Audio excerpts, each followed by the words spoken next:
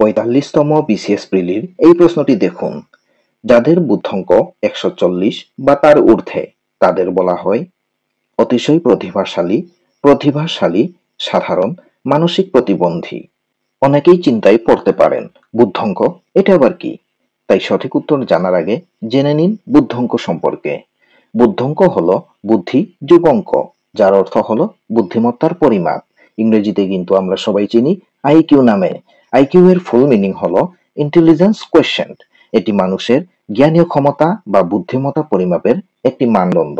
তাই সঠিক উত্তর জানার আগে জেনে নিন বুদ্ধাঙ্ক বা আইকিউ নির্ণয়ের এই চার্টটি, তাহলে বুঝতে পারবেন। কোনো ব্যক্তির বুদ্ধাঙ্ক যদি 130 বা তার ঊর্ধ্বে থাকে তাহলে তাকে বলা হয় অতিশয় প্রতিভাশালী। পৃথিবীতে মোট জনসংখ্যার 1% মানুষ রয়েছে এই বিস্তৃতির মধ্যে। আবার দেখুন, বুদ্ধাঙ্কের বিস্তৃতি কোনো ব্যক্তির যদি 120 থেকে 129 এর মধ্যে হয় তাহলে সেই ব্যক্তি হন প্রতিভাশালী। পৃথিবীর মোট জনসংখ্যার 11% মানুষ রয়েছে বুদ্ধাঙ্কের এই বিস্তৃতি সীমার মধ্যে। আবার কোনো ব্যক্তির বুদ্ধাঙ্ক বা আইকিউ যদি থাকে 110 থেকে 119 এর মধ্যে তাহলে তিনি হন উন্নত স্বাভাবিক। পৃথিবীর মোট জনসংখ্যার 18% হলো এই বুদ্ধাঙ্ক বা আইকিউ সীমার মধ্যে।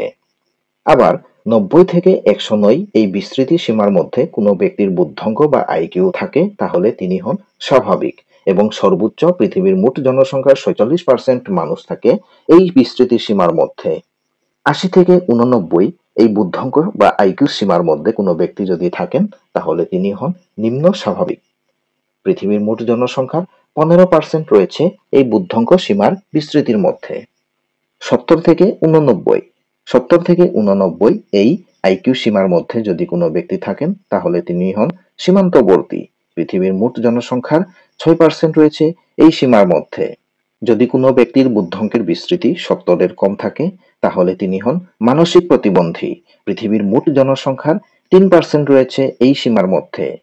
তাই আজকের এই প্রশ্ন ছিল যাদের বুদ্ধাঙ্ক 140 বা তার ঊর্ধ্বে তাদের বলা হয়, এখানে সঠিক উত্তর হবে অতিশয় প্রতিভাশালী।